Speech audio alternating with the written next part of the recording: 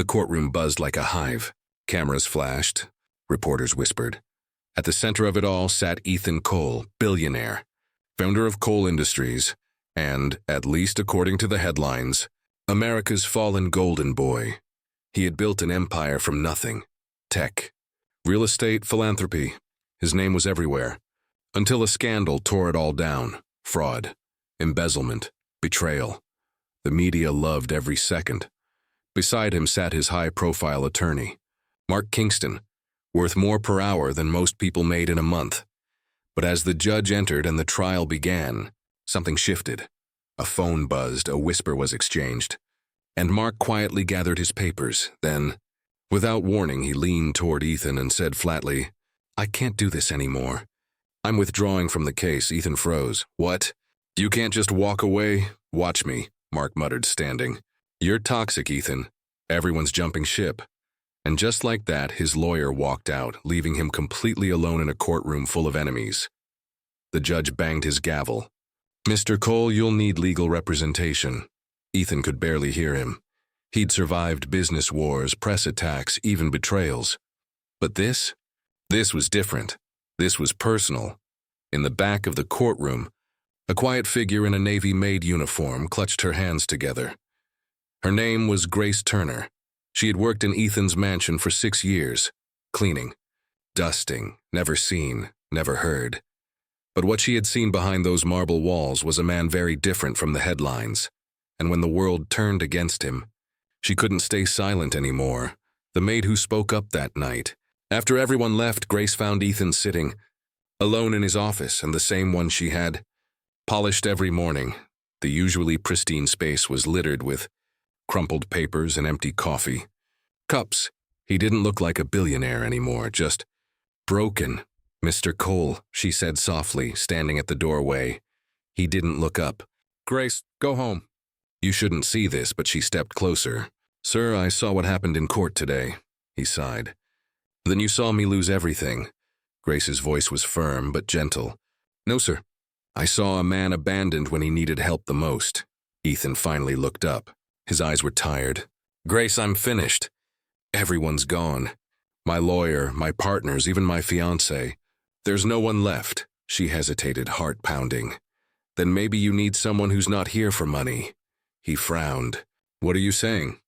Grace took a deep breath. "I'm saying I'll stand by you, however I can." Ethan almost laughed, a hollow, bitter sound. "Grace, you're my maid. You can't help with this, maybe not," she said quietly. "But I can believe in you when no one else will." Those words, so simple, so sincere, they hit harder than any speech, because no one had said that to him in a long time, an unlikely ally. The next morning, Grace showed up at the courthouse again, not in her uniform, but in a modest blue dress and neat braids. When the judge asked if Ethan had representation, Grace stood up before he could speak. "I'll defend him." The courtroom erupted, people gasped. The reporters laughed. The judge looked stunned. "Ma'am," the judge said carefully, "are you a licensed attorney?" "No, Your Honor," Grace replied calmly. "But I'm the only person here who still believes this man deserves a fair chance." The judge sighed. "This isn't how the legal system works." "I understand," she said. "But please let me speak." Ethan's head dropped into his hands. He couldn't bear it. The humiliation, the kindness. He wanted to stop her. But something inside him, pride, maybe hope, held him back. The judge, perhaps moved by her courage, allowed it. "Proceed, Miss Turner," briefly, and so she did. Grace walked to the center of the room, her steps steady, voice trembling but strong. She didn't use legal jargon or fancy arguments. She told stories about how Ethan once paid for a gardener's child's surgery quietly, without publicity, how he built affordable homes for veterans, how he once refused to fire a janitor who broke an expensive statue, saying people matter more than things. "He's made mistakes," she said, her voice echoing. "We all have. But don't you dare call him heartless. I've cleaned his floors, seen his tears, and I know his heart." Silence fell over the room. Even the judge looked moved. For the first time in weeks, Ethan lifted his head. Grace stood there, small, trembling but fearless, And somehow, against all odds, she had changed something in that courtroom. The turning point, the judge, impressed by her courage, postponed the trial to give Ethan a chance to find new counsel. Outside the courthouse, the media swarmed, cameras flashing. "Who is she?" they asked. "His maid. Can you believe it?" But instead of mockery, something unexpected began. Admiration. People across social media started calling her the maid who stood up. Grace ignored the noise. All she cared about was Ethan. He found her sitting on the courthouse steps, clutching her purse tightly. "You shouldn't have done that," he said quietly. She looked up. "Why not?" "You'd have done it for me." He smiled faintly. "You think so?" "I know so." And for the first time in months, he laughed. Not because he wanted to, but because he needed to. Rebuilding the case with Grace's insistence, Ethan finally hired a new lawyer, a young woman named Alicia Reed, known for defending people who couldn't afford big firms. Grace sat in every meeting, taking notes, learning, asking questions no one else thought to ask. When Alicia grew frustrated one evening, Grace said something that stuck with her forever. "Law isn't just about rules, Ms. Reed. It's about people. Don't forget who we're fighting for." Slowly, the cracks in the prosecution's case began to show the supposed evidence was built on assumptions and manipulated data. A former partner, the real culprit, and had framed Ethan to save himself. Grace was the one who noticed a detail others missed. An email timestamp that didn't match the reported transactions. That tiny observation cracked the case wide open. The day of truth, on the final day of the trial, the world watched again. The courtroom was packed. Reporters, business rivals, old friends now pretending not to know him. Grace sat in the front row, clutching her rosary. Alicia presented the evidence with calm precision. Then, to everyone's surprise, she called Grace to the stand. "Ms. Turner," Alicia said, "you've known Mr. Cole for 6 years. Tell the court, who is he, really?" Grace took a deep breath, looking at Ethan. "He's not perfect," she said, "but when the world turned its back, he didn't stop helping people. He helped me when I was homeless. He gave me a job when no one else would. And when my son was sick, he paid for his treatment quietly. Told me never to tell anyone." A murmur rippled through the courtroom. Grace's eyes welled up. "He didn't do it for headlines. He did it because it was right." When she stepped down, Ethan's eyes were shining. In that moment, he realized something profound. Grace hadn't just defended him in court. She had defended his humanity, verdict, and vindication. After 3 tense hours of deliberation, the jury returned. The foreman stood. "We find the defendant not guilty on all charges." Ethan's breath caught in his throat. Gasps filled the room. Reporters scrambled for their phones. He turned, and there she was. Grace Turner, tears streaming down her cheeks, smiling like a proud mother. He walked straight to her, ignoring everyone else, and hugged her tightly. "You saved me," he whispered. She shook her head. "No, sir. You just needed someone to remind you who you are." A new beginning. Weeks later, when the headlines had cooled and the noise faded, Ethan stood on the balcony of his rebuilt home. Grace stood beside him, wearing her same warm smile. "I'm leaving, sir," she said softly. "You don't need me here anymore," he frowned. "Grace, your family. You're not going anywhere," she chuckled. "I've got a new job. Alicia offered me a position, legal assistant. Said I've got a good eye for truth." Ethan laughed, shaking his head in disbelief. "Of course she did." He handed her an envelope. Inside was a deed, a house in her name. "Consider it a thank you," he said. Her hands trembled. "Mr. Cole, I can't accept this." "Yes, you can," he said. "You defended my life. Let me return the light." She hugged him, fiercely, gratefully, and whispered, "I didn't do it for this. I did it because you saw me, long before anyone else did." Legacy of the heart years later. Grace Turner became a voice for justice, advocating for those without power, those whose stories went unheard. And Ethan Cole? He rebuilt his company on new principles: transparency, equality, compassion. When reporters asked what changed him, he said simply, "A maid once defended me when the world walked out. She reminded me that the greatest wealth isn't in money, it's in mercy." Every year, on the anniversary of his acquittal, Ethan visited Grace's small office downtown. He'd bring flowers, sit in her cluttered workspace, and they'd laugh about the old days. And every time he left, she'd call out teasingly, "Remember, Mr. Cole, you still need polishing up." Epilogue: The power of one voice. When Grace passed away years later, thousands attended her funeral. People she had helped, strangers she had inspired. Ethan spoke last. "She wasn't just a maid," he said softly. "She was a defender, a believer, a light. When I stood accused, she stood beside me. When I was lost, she found me. And when the world saw a criminal, she saw a man worth saving." He looked toward the heavens, eyes glistening.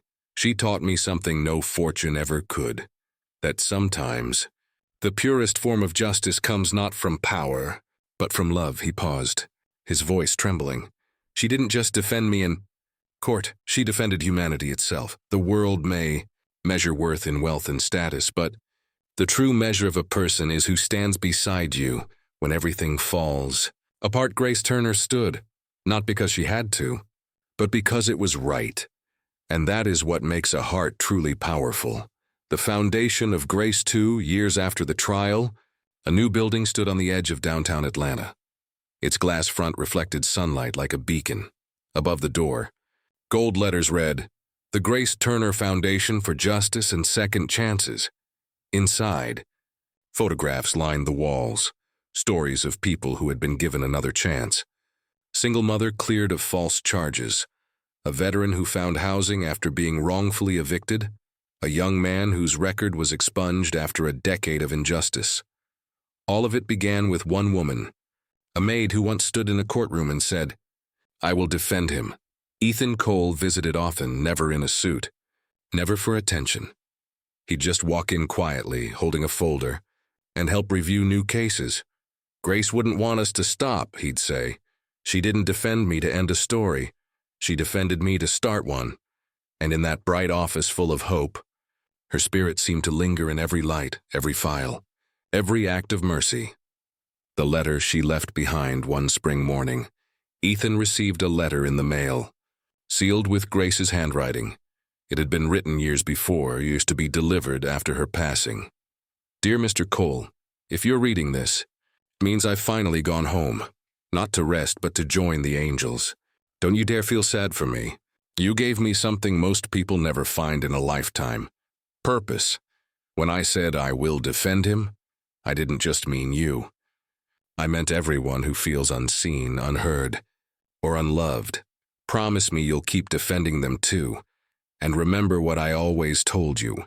You're not defined by what they write about you, but by what you choose to rise from. With love, Grace."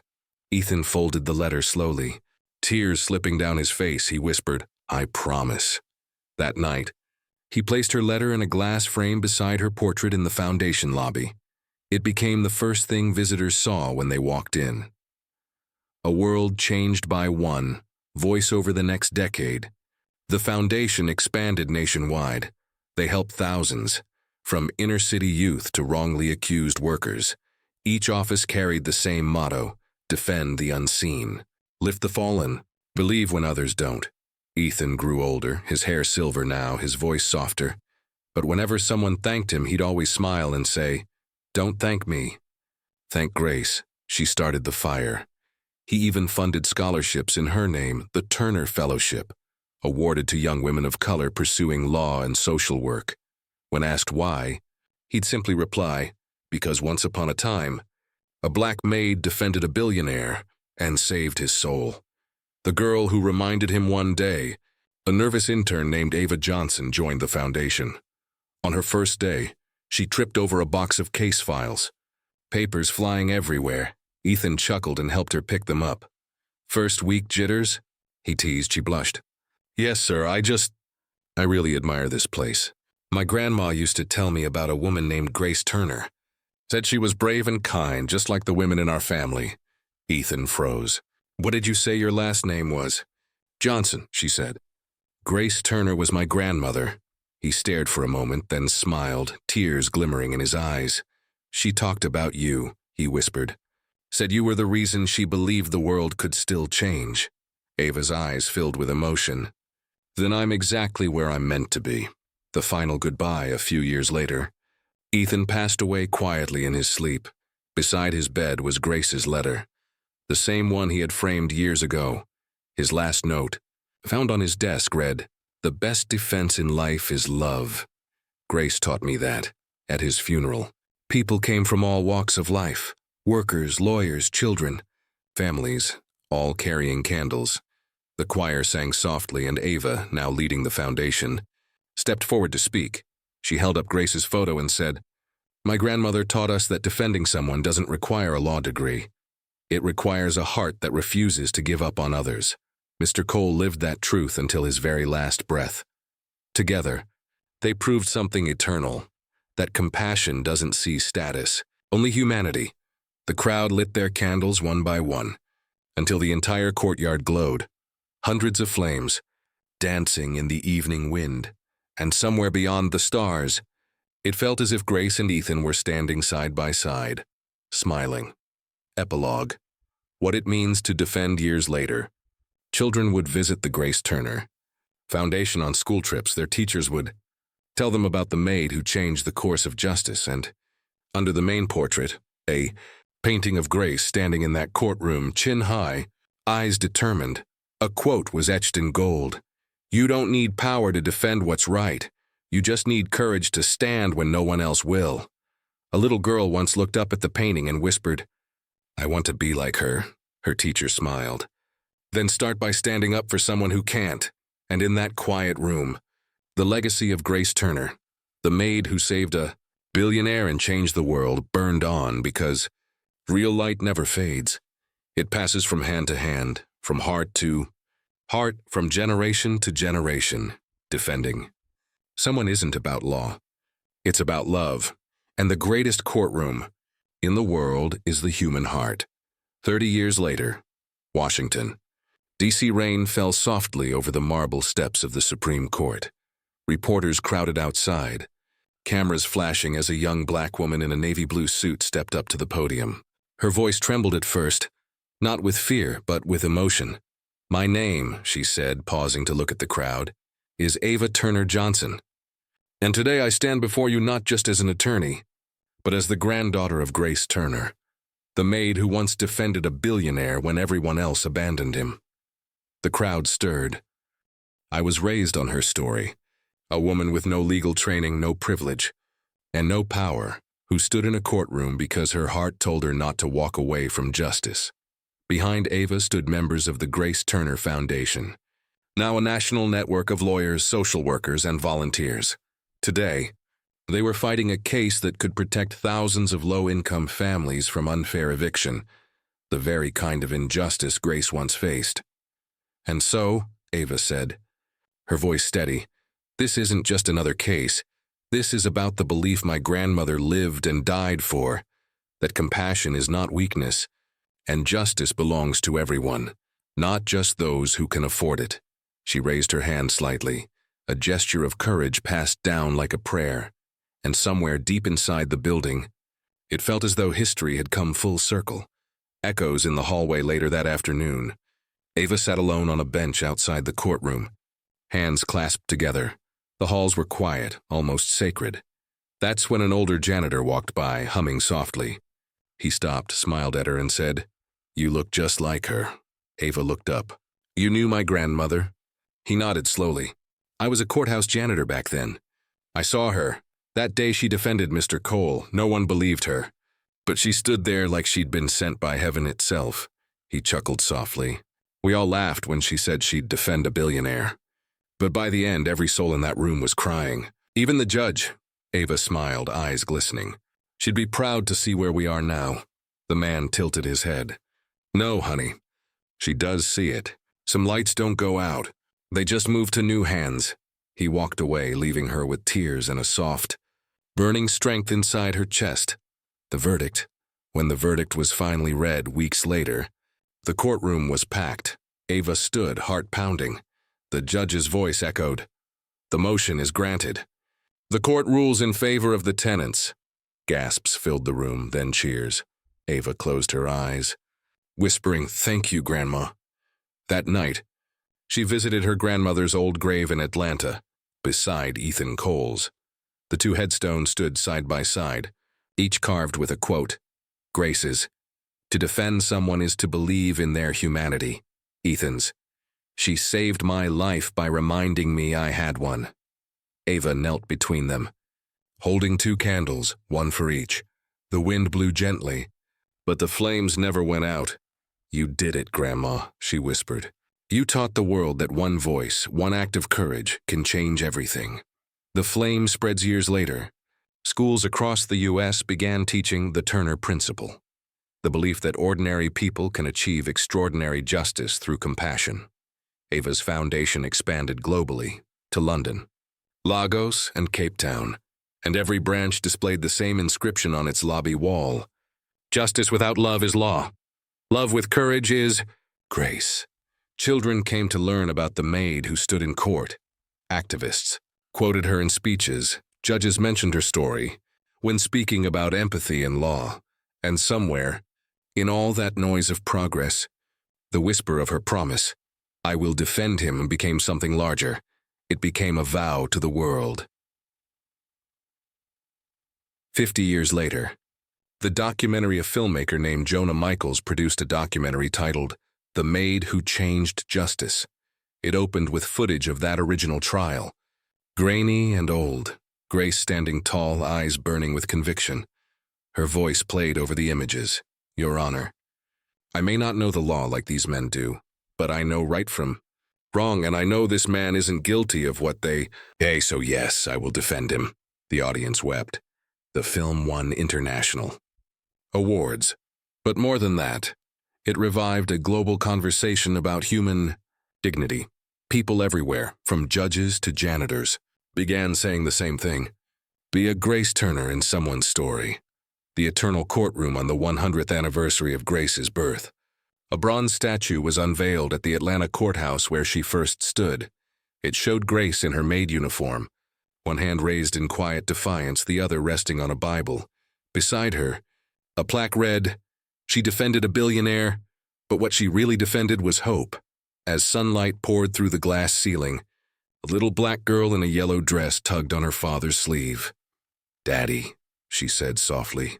Was she a lawyer? Her father knelt down, smiling through tears. "No, sweetheart. She was something even greater." The girl tilted her head. "What's that?" He looked up at the statue and whispered, "A believer." Epilogue. The verdict of humanity. There will always be courts and trials. There will always be those who stand accused, and those too afraid to stand for them. But every once in a while, a soul like Grace Turner appears, someone who reminds the world that love itself is the greatest defense we'll ever have, because Grace didn't just defend a man, she defended the very idea of redemption, and when she said, "I will defend him," she was really speaking for all of us, for every heart that still dares to believe that goodness wins in the end. Final message. In the grand courtroom of life, justice isn't won by wealth, power, or titles. It's won by love, courage, and truth. Grace Turner proved that a single act of compassion can rewrite history. Grace Turner legacy: defend with love, justice through kindness. Humanity wins.